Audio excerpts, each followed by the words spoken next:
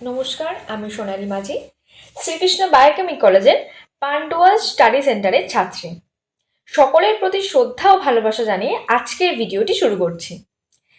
Biochemic চিকিৎসা পদ্ধতি সম্পর্কে এখনও যারা জানেন না অথবা বায়োকেমিক চিকিৎসা সম্বন্ধে সংক্ষেপে সুস্পষ্ট ধারণা দিতে আজকের ভিডিওটি করছি, তাই ভিডিওটি সম্পূর্ণ মনোযোগ সহকারে শেষ পর্যন্ত দেখতে থাকুন। তাহলে শুরু করা যাক।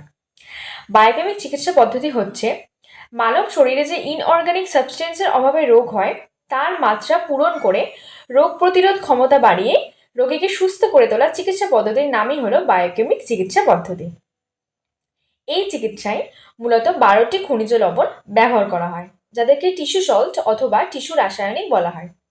এই লবণগুলি শরীরের বিভিন্ন অঙ্গ ও তন্তুর কাজকর্মকে স্বাভাবিক রাখতে সাহায্য করে, যেমন বিভিন্ন খনিজ লবণের অভাবের ফলে হওয়া রোগ। ক্যালসিয়াম ও ফসফরাসের অভাবে হাড় দুর্বল হওয়া, অস্টিওপোরোসিস, দাঁতের ক্ষয় ইত্যাদি রোগ দেখা যায়। আয়রনের অভাবে রক্তশূন্যতা, ম্যাগনেসিয়ামের অভাবে মাথা ব্যথা, পেশির খিঁচুনি, উদ্বেগ ইত্যাদি। পটাশিয়ামের অভাবে পেশির দুর্বলতা, অনিয়মিত হৃদস্পন্দন ইত্যাদি রোগগুলি দেখা যায়। এবার আপনাদের বলে রাখি বায়োকেমিক চিকিৎসার কিছু সুবিধার কথা।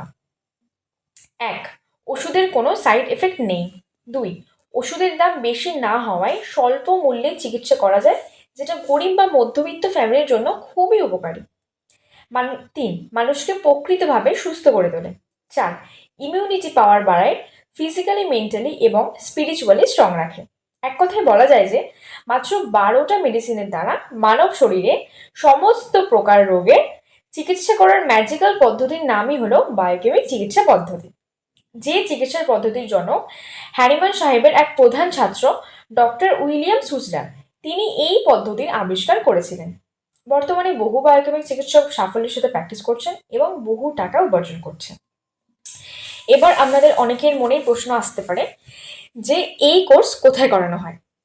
প্রথমত বলে রাখি, শ্রীকৃষ্ণ বায়োকেমিক কলেজে তো এই কোর্স করানো হয় এবং তার পাশাপাশি পান্ডুয়া স্টাডি সেন্টারে এই কোর্স করানো হয়।